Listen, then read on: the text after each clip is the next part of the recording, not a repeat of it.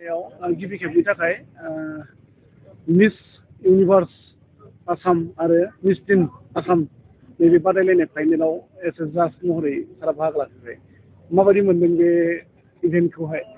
जोबोरै मोनसे fantastic platform बियो आर'नाइ एन्टारटेनमेन्टनि फाउन्डार जायख्लं बसुमतारी आरो बिथांनि टीमखौ आङो जोबोरै साबायखर होदों बे प्लेटफर्मा ओरैबायदि मोनसे जादु गोनां प्लेटफर्म जाय प्लेटफर्मा लाइमोन सेंग्रा सिख्लाफोरनो मोनसे गोहो होयो जोंनि आथिङाव स्किल्स दङ जोंनि मोखाङाव स्किल्स दङ जोंनि रावाव स्किल्स दङ बे हाबखुमानानै थानाय स्किल्सफोरखौ जों जुदि एक्सप्रेस खालामनो हायोब्ला जोङो जायखिजाया उइनार जों जानो हायो जाय बिथांमोनहा जाय कन्टेस्टेन्ट बिथांमोनहा दिनै बे हाबाफारियाव बाहागो लाफैदों बिथांमोनहा गावबागावनि स्किल्सखौ दिन्थिनो हानांगोन थाबायनायावबो स्किल्स दङ आखाइयाव मोदोमाव जेरावबो स्किल्स दङ दा बेखौ एम्पावार खालामनो थाखाय दिनै आर'नाइ एन्टारटेनमेन्टआ मोनसे प्लेटफर्म होबोगासिनो दङ मिस बड'लेण्डबो बिथांमोनहा खुङो बेबायदि प्लेटफर्मखौ मोनोब्ला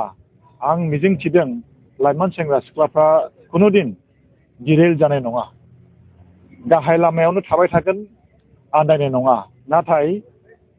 बे मेसेजआ खनना खनला सौहैनांगोन आरो जोंनि समाजाव मा जायो माखासे हान्जानि गेजेराव मोजां मेसेजआ सौहैया दिनै बे मिस इउनिभार्स इन्डिया आसामनि जे मोनसे प्लेटफर्म बेनि जुदि मेसेजआ सौहैयोब्ला गाबोननिफ्रायनो माखासे सेंग्रा सिख्लाफ्रा प्रिपेरेसन खालामगोन आरो जर'खायै दिनै बे सिख्लाफोरनिल' दा बेबायदि प्लेटफर्मखौनो जोंनो नांगौ दा जोङो दुखु मोनो जोंनि सेंग्रा सिख्लाफ्रा लामा आन्दायो मा मावगोन मा थागोन खारन जोंनि सेंग्रा सिख्लाफोरनि मेलेमाव गोसोआव टेलेन्ट दङ बयहाबो टेलेन्ट दङ मोनसे टेलेन्ट दङ